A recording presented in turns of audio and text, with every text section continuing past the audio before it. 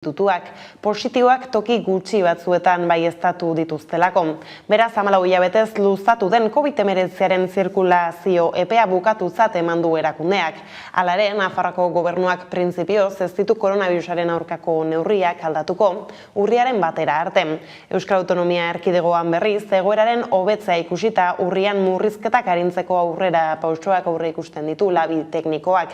Era berean, Ipar Euskal Herrian intzidentzia baxua duten zonaldeetan, lehen hezkuntzako ikasleak maskararik gabe joan ahal izango dira eskolara urriaren 4 aurrera. Arratsalde on guztioi, herrialdearen eremu gehienetan ez da birusaren zirkulaziorik eta kasuak toki gutxitan zabaltzen ari dira. Hitz horiek erabilita deskribatu du Nafarroako Osasun Publikoaren eta Lan Osasunaren Institutuak COVID-19aren izurriak egun Nafarroan duen indarra. La circulación del virus continúa descendiendo progresivamente y ahora ya se encuentra en un patrón más local.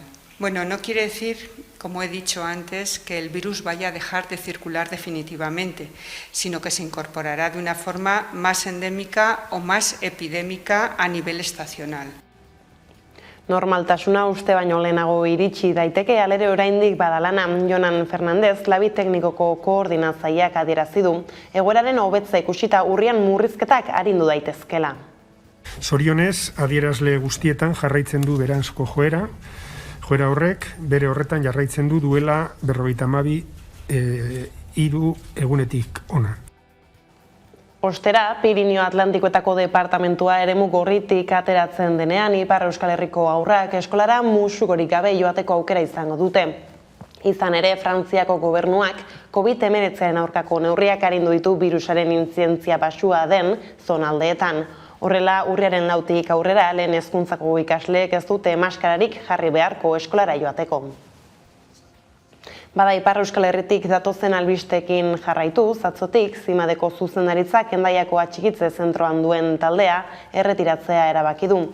Ez dute esku hartuko giltzapetuak direnen segurtasuna bermatzen ez den bitartean. Horrela dio etorkinen eskubideen alde diharduen Zimadel karteak hedabidei bidalitako oharrean. Sute bat piztu zen igandean Hendaian, paperik gabeko migratzaileak atxikitzeko zentroan eta elkarteak uste du, gutxigatik saiestu zela are ondorio dramatikoagoak ez izatea. Arrazoi horiengatik guztiengatik, Zimadek berresten du beste behin, amaitu egin behar dela atzerritarren aurkako borroka eta itxurakeria politika hau, drama baizik ez dakarrelako eta Hendaiako atxikitze zentroa ixtea beharrezkoa dela. Bestaldetik, eguneko lerroburuekin jarraiki Eneko Anduesak PSEko idazkari nagusi izateko hautagaitza aurkeztuko du bihar. Idoia Mendiak PSEko idazkari nagusi izateko hautagaitza ez zuela berrituko adierazi bezain pronto, Eneko Anduezaren izena nabarmendu zen balizko ordezko gisa. Bada Anduezak bihar agerraldi bat egingo du Bilbon ofizialki iragartzeko PSEko idazkari nagusi izateko hautagaitza aurkeztuko duela. Oraingoz ez dirudin beste inora aurkeztuko denik. Eta Afrika iparraldeko kostaldera jo behar dugu orain La Palmarain zuzen ere labak edatzen jarraitzen du Cumbre Vieja sumendian beherak, Kanarietako La Palma uhartean, baina erupzioaren hasierako egunen aldean motelago ari da mugitzen. Leku batzuetan 12 metroko altuera hartu du eta 600 metro inguruko zabalera du itsasora hurbiltzen ari den, Harri urtu orbanak kostaldetik 2 kilometro eta erdi ingurura dago. Litekena da, Kanarietako sumendiak jariatzen dituen gasak Euskal Herrira heltzea asteburuan. Sufre dioxido kopuru handiak isuri ditu sumendiak eta ostialerako gasori Iberiar penintsulako zati handi batean barreiatuko da. Baita Marokon, Tunisian, Frantzian eta Italian ere besteak beste. Eta memoria historikoaren inguruko gaiei helduta, Hego Euskal Herriko bi gobernuek batera aritu nahi dute memoriaren arloan hasteko gerran eta frankismoaren biktimen erroldei buruzko jardunaldiak antolatu dituzte elkarrekin. Gogora Institutuak eta Nafarroako Memoriaren Institutuak Gerra Zibilaren eta Errepresio frankistaren biktimen erroldak jardunaldia aurkeztu zuten atzoko egunean Bilbon. Bi institutuek batera antolatutako lehen ekinbide izan da eta ekimen hauen zuzen Jaurlaritzak eta Nafarroko gobernuak memoriaren bakearen bizikidetzaren eta giza eskubideen arloan aurtengo ekaina sinatutako lankidetza hitzarmenetik sortu da. Bertan hainbat ikerketa proiekturen ordezkariek parte hartu zuten. Proiektu horiek instituzionalak, asoziatiboak edo akademikoak dira autonomia erkidegoetan egiten ari diren ekimen guztiak bateratzeko, haien ikerketen ondorioak partekatzeko eta baterako lan ildoak aztertzeko. Arantzadi Zientzia Elkarteko Lourdes Errastik eta EHUko UNESCO katedrako Jon Pentsek azaldu dute zertan den Gogora Institutuaren eskariz atondutako Euskadin Gerra Zibilan hildako biktimak izeneko webgunea, eta NUP Nafarroako Unibertsitate Publikoko irakasle Fernando Mendiolak Nafarroko Memoria Historikoaren funts dokumentala izeneko egitasmoa aurkeztu du. Gogora Institutuarentzat prestaturiko datu basean 1936-tik 1945 gerraren eta errepresioaren ondorioz hildakoen zerrenda agertzen da. Orotara 21.000 pertsonaren datuak agertzen dira webgunean. Gehienak fasistek hilak izan ziren 13.283. Errepublikanoek hildakoak 7.687 izan ziren eta horietatik gehienak gerra frontan hil ziren 5.922. Nafarroako proiektua desberdina da, ez baititu soilik hildakoak zerrendatzen, eskubideen urraketak baizik. Orotara 14 kategoriatan sailkatu dituzte eskubide urraketak eta ia 26.000 gertaera errepresibo zenbatu dituzte. Jazarpen hori pairatu zuten herritarren kopuruari dagokionez, 22.328 biktima zenbatu dituzte. Beste 3.672 pertsonaren inguruan berriz zalantzak daude edo ez dute informazio guztia egiaztatzerik izan. Hori ez gain Galiziako, herrialde katalanetako eta Espainiako zenbait autonomia erkidegotako ordezkarik ere parte hartu dute jardunaldietan, norbere esparruan errolden inguruan egiten ari den lana azaltzeko. Horrez gain erorien aranean, prestaketa lanetan ari dira, 77 pertsonen gorpuzkiak ateratzeko, horietatik 27 Euskal Autonomia Erkidegokoak dira. Ez dago jakiterik noiz lortuko duten sartzea, oso egoera txarrean baitaude araneko hainbat eremu. Espainiako gobernuak esan du baliabide guztiak jarri direla mahai gainean. Guztira 33.000 gorpuzki daudean, 11.000 identifikatu gabekoak. Lege proiektuz betetako legegintzaldian, legegintza egutegiak amaierarako utzi zuen pasaden kurtsoan Euskal Hezkuntzaren legea onartzea. Halere ikasturte hasiera honekin batera, hezkuntza ituna lortzeko ilusioa berriz piztu da eta irakaskuntza mundua bor-bor hasi da. Gaiari heltzeko Ainhoa Astigarraga Estela sindikatuko kidea izan dugu magazinean gonbidatu nagusi gisa. Aipatu duenez, Eusko Jaurlaritzako hezkuntza sailak ikasturte hasieraren kudeak eta kaskarrak ikastetxe publikoetan izan dituen ondorio latzekiko, ez ikusiarena egin du. Sare pribatua ituntzen duen kontzertuak, hau da, kontzertu itunak, kontzertu ekonomiko horiek iraungitzear daude. 2022an ikasturte honetan zehar iraungi egingo dira. Eta orduan, urrengo 6 urteetarako kontzertu berriak bernegoziatu behar dira.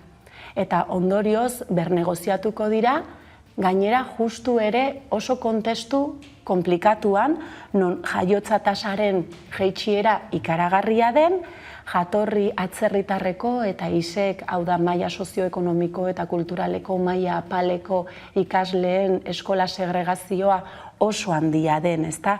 Eta orduan guk uste dugu ez dela kasualitatea orain presa edukitzea eta hezkuntza akordio batetara iritsi nahi izatea korrika eta presaka kontzertu ekonomikoak iraungita bernegoziatu behar diren momentu honetan, ezta? Beraz gehiago iruditzen zaigu hau azkenean hezkuntza pribatuaren, hezkuntza pribatua zuritzeko mekanismo bat izan daitekeela.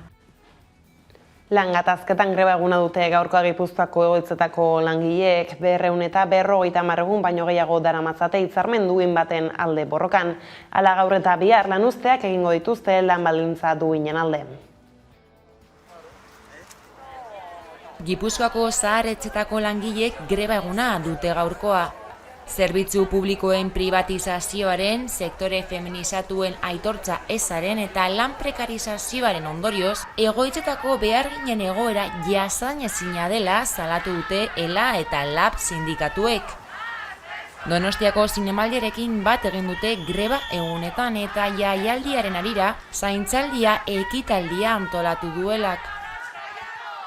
Hala, sindikatu abertzaleek langileek egoitzetan bizi duten egoera larriari lehenbailen irtenbidea ematea exigitu dute.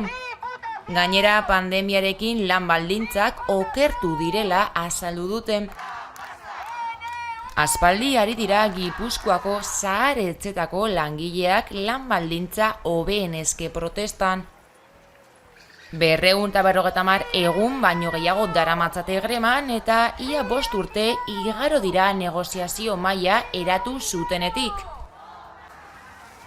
Baina sindikatuek salatu dute urte horietan Gipuzkoako Aldundia ez dela inplikatu gatazkari irtenbide negoziatu bat bilatzeko. Era berean Aldundiak ez duela bere gain hartu gatazka konpontzeko erantzunkizuna ohartarazi dute. Gauzak horrela, egoitzetako langileen lan baldintzak duindu eta kalitatezko zerbitzuak eskaini arte, borrokan jarraituko dutela berretsi dute sindikatu abertzaleek. Ostiralegaien produktuen garestitzea eta ekoizpenen prezioaren izoztea salatu duenek Nafarroako abeltzainek elkarretaratzea egin dute Bartiruñean, Nafarroako Gobernuko Landa Garapeneko Departamenduaren aurrean, kostuen gehiegizko igoera eta egiten dituzten produktuen izoztea salatzeko. Lehengaien produktuen garestitzea eta ekoizpenen prezioaren izoztea salatu du ENE sindikatuak. Nafarroko abeltzainek elkarretaratzea egin dute Iruñean Nafarroko Gobernuko Landa Garapeneko Departamenduaren aurrean, kostuen gehiegizko egoera eta egiten dituzten produktuen izoztea salatzeko. Eskupiletaren metafora erabili dute protestan, 21 eta 5 emaitza nabarmentzen zen pankarta erakutsiz, Nafarroako abeltzainek egunero jokatu behar duten partida imaginarioari erreferentzia eginez, egunez egun baitute argia eta pentsuen prezioarekin borroka etengabea. Haien produktuek batez ere haragia eta esnea azkeneko 15 urtean ez dira mugitu eta pixka bat hori salatzeko. Hala, 21ak urte honi egiten dio referentzia, pentsuak 125 igo baitira eta horri energiaren prezioaren igoera gehitu behar baitzaio. Ildo horretan agiria utzi dute protestan, Espainiako nekazaritza arrantza eta elikadura ministerioaren arabera, azken 5 urteetan salmenta prezioak kendu ondoren, soilik pentsuz elikatutako txala gizentzeko eta erosteko kostuarekiko margina 104 eurotik 60 eurora murriztu dela. Administrazioari eskatzeko nolabait, esperantza pixka bat ematen duen kate lege hori benetan garatu dezaten eta abustua egin dezaten horrek funtzionatu dezaten. Ohartarazi dute, egungo egoera denboran luzatzen bada ustiategi txiki horien espazioa, izaera industrialeko beste batzuek hartuko dutela, eta horrek ondorioratzak izango dituela inguru giroan.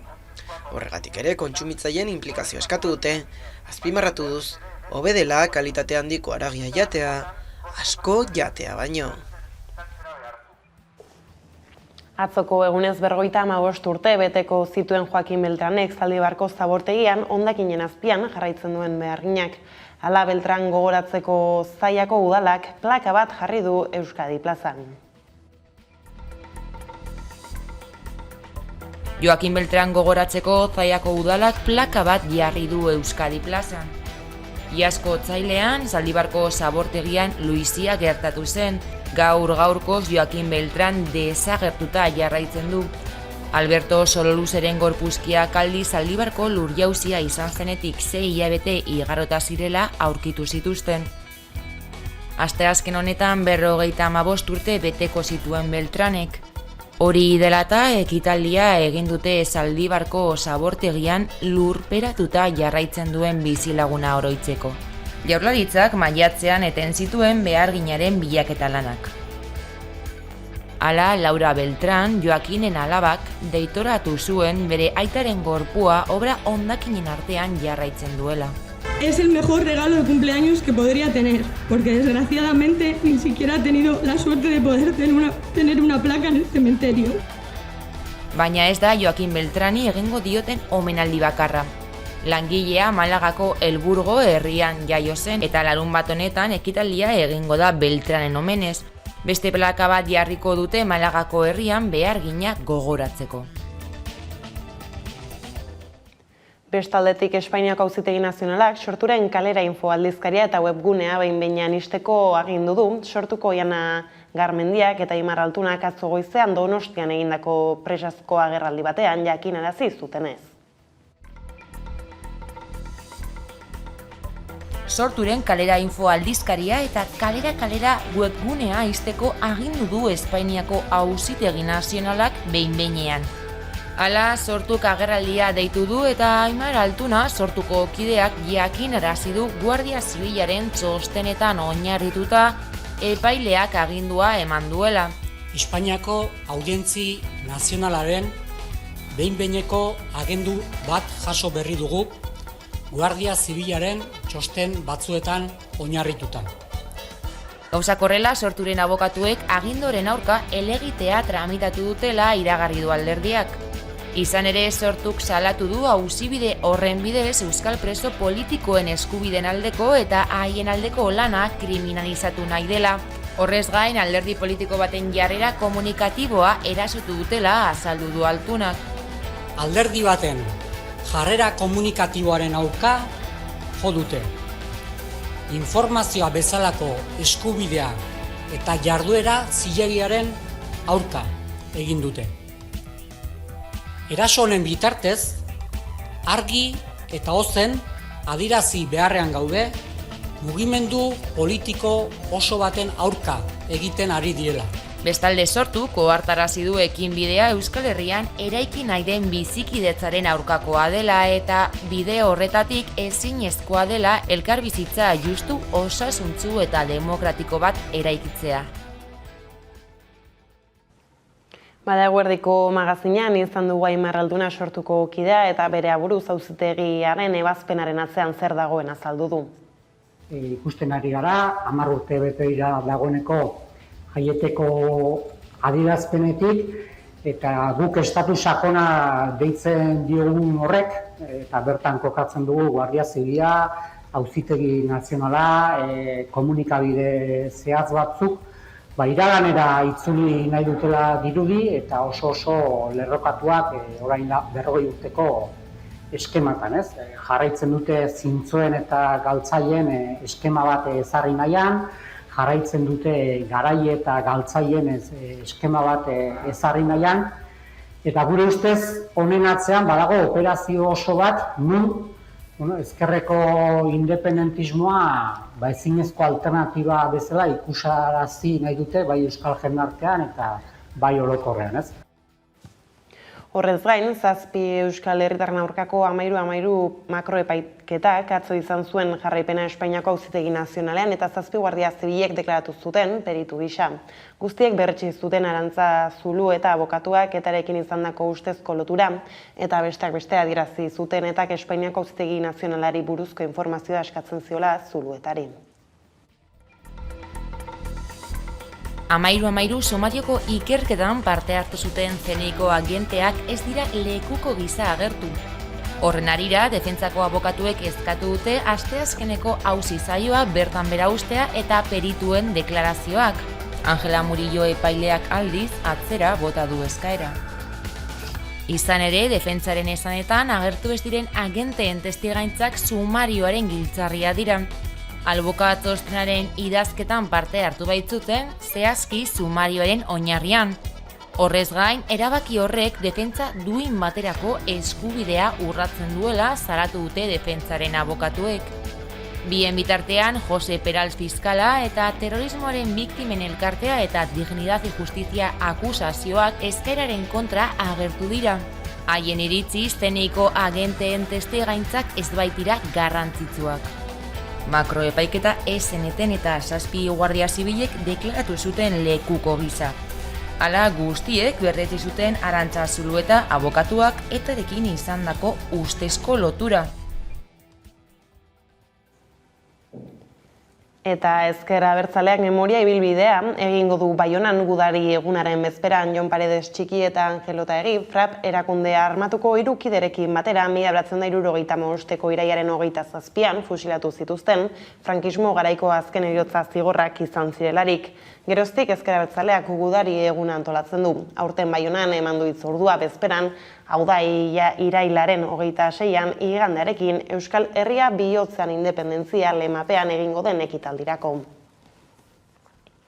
Donostiako 79. zinemaldiari tartea egin behar diogu orain hautsak harrotu ditu Johnny Depp antzezlari antzezlariari Donostia saria emateak, aurkakoak naiz aldekoak izan ditu erabakiak hain zuzen ere. Hala ere, Johnny Deppen presentzia zarago ikusentzunezkoek ere eman dute zeresana zinemaldiaren 6. egunean Donostian da Ekiatorra Sagasti.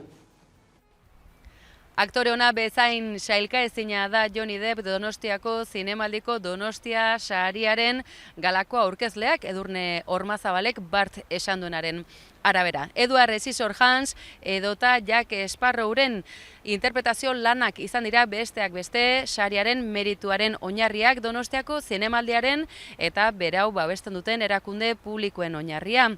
Bart gauean baina, bestelako papera interpretatu du Johnny Deppek, indarkeria matxistaren ustezko salaketa faltsu baten biktima. Hori izan da, polemikaren erdian izan den gaia, eta Bart gauean ere hala izan da.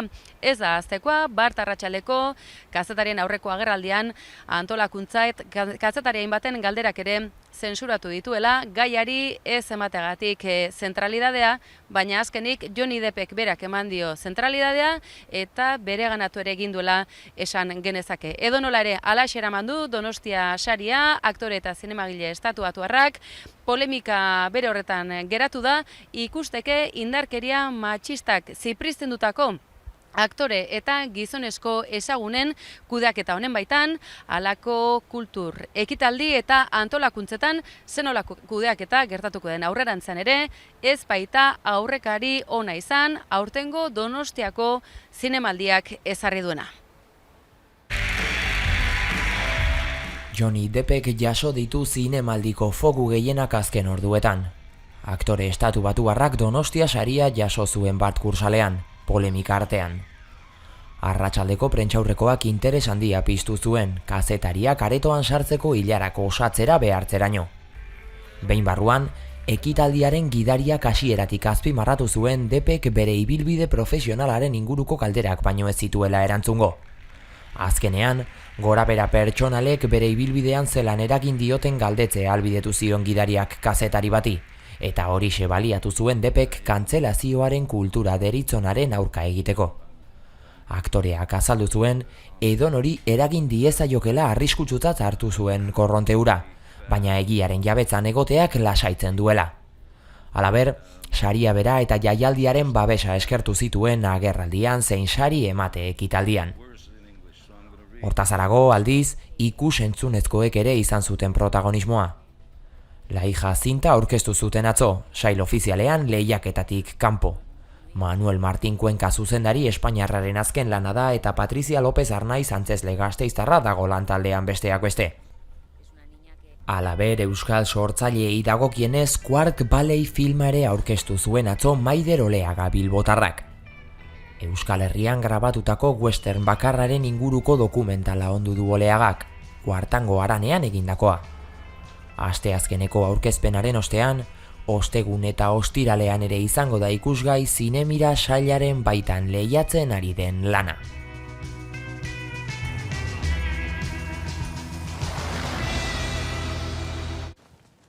Azken txanpan sartu da Donostiako zinemaldia, baina oraindik ere badira aurkezteko dauden filmak. Gaurkoan euskarazko 2 lan estreinatuko dira jaialdian, batetik egunkariaren itxierari buruzko paperezko hegoak dokumentala, eta bestetik zinemira sailean emango diren fikzioetako bat, Erlauntza luze metraia. Larun batean bukatuko da aurtengo zinemaldia eta gero eta ekitaldi eta film gutxiago geratzen zaizkio jaialdiari. Euskal ekoizpen gehienak biltzen dituen zinemira sailean gaur aurkeztuko da atal honek emango dituen fikzio bakanetako bat. Mireia Gabilondok zuzenduriko Erlauntza luze metraia hain zuzen. Izen bereko antzeslanean du oinarri filmak, eta Gabilondok berak zuzentzen du ere antzerki formatuan. 6 emakume dira filmeko protagonistak. Itziar Atienza, Naiara Arnedo, Sara Kozar, Getari Etxegarai, Aitziber Garmendia eta Leire Ruizek jokatzen dituzte lagun talde bateko kideen paperak. Horietako baten ezkondu aurreko agurra ospatzera asteburu pasa doazenak. Bertan konturatuko dira urteak ez direla alferrik pasa. Trapuzarrek, inoiz elkarri esan gabekoek, aitorpenek, alkolak, drogak eta erlauntz batek inguratuko dute lagun arteko asteburu hura. Esperientzia are zoroagoa bilakatuz. Niretzat honik politena izurratu diazue. Horrez gain, gai potoloago bati heltzen dion dokumentalak izango du gaurkoan ere protagonismoa. Euskaldunon egunkariaren itxiera ardatz, paperezko hegoak filma ondu dute Josu Martinezek eta Samara Beltek. Garaiko gako eta faktore batzuetan fokua jarrita, hainbat galderari erantzuna ematen saiatuko da lana, itxieraren beraren eta hori egiteko moduen zergatiaren bila. Esto era un arma tan arma como puede ser las pistolas.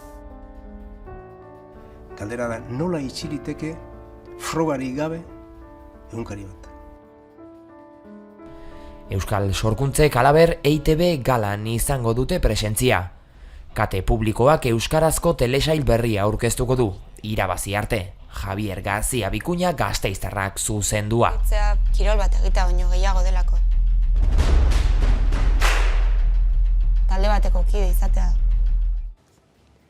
Gaitz aldatuta 15 urte betetzen ditu aurten Astigarragako sagardoetxea, Euskal Sagardoaren museoak zita ospatzeko gitarau zabala prestatu du museoak eta horren aurkezpena egin dute bart. Irailaren 25ean izango da ekitaldi nagusia goizean zehar.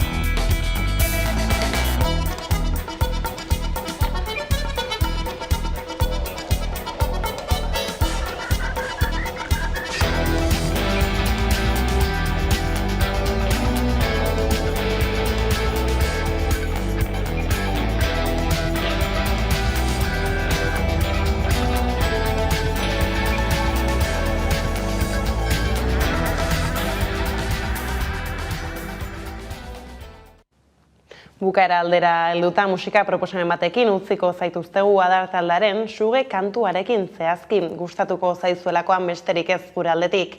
Hauek izan dira eguerdiak gurean gaur utzi dituenak guztiak eta gehiago nahi duzen aldiro 11.eus atarian ondo izan eta bihar arte.